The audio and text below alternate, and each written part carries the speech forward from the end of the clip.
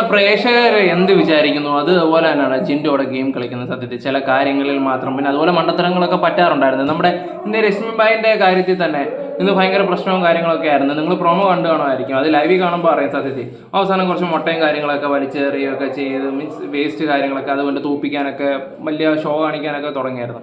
അതായപ്പോഴത്തേക്ക് എല്ലാവരും കൂടെ ജിൻഡുവിനെ ഒറ്റപ്പെടുത്തുന്ന പോലെ ആയപ്പോഴത്തേക്ക് കൺഫ്യൂഷൻ റൂമിൽ ചെന്നിട്ട് ജിൻഡു ഇരുന്ന് കരഞ്ഞ് കുറേ കാര്യങ്ങൾ പറഞ്ഞ് ശനിയാഴ്ച ഞായറാഴ്ച ലാലേട്ടൻ വന്ന സമയത്താണ് പോലും രശ്മിന ലാലേട്ടനെ ഇൻസൾട്ട് ചെയ്ത് പറഞ്ഞു. പിന്നെ ഞാൻ അവരുടെ നാട്ടുകാരെ പറഞ്ഞിട്ടുണ്ടെങ്കിൽ അതിന് മാപ്പ് പറയുന്നു എന്നൊക്കെ കുറേ സത്യമല്ലേ.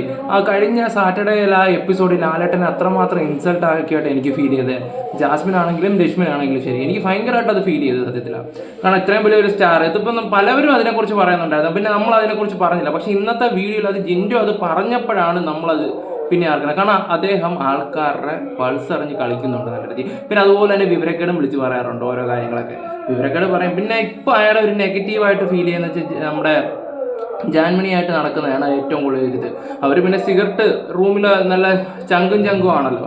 അപ്പം അങ്ങനെയുള്ളവർ എങ്ങനെയായാലും പുറത്തും ഒരു നല്ല കൂട്ടും നല്ല ഒരു വൈബും ഒക്കെ തന്നെ ആയിരിക്കും. അപ്പോൾ അവരുടെ കൂടെ നടക്കുന്ന ഒരു ഇത് മാത്രമേ ഉള്ളൂ എനിക്ക് ഫീൽ ചെയ്യുന്നത്. ഇപ്പോൾ അവരുടെ സംസാരം ചില ശൈലികളൊക്കെ ഭയങ്കര നെഗറ്റീവായിട്ട് വരുന്നുണ്ട്.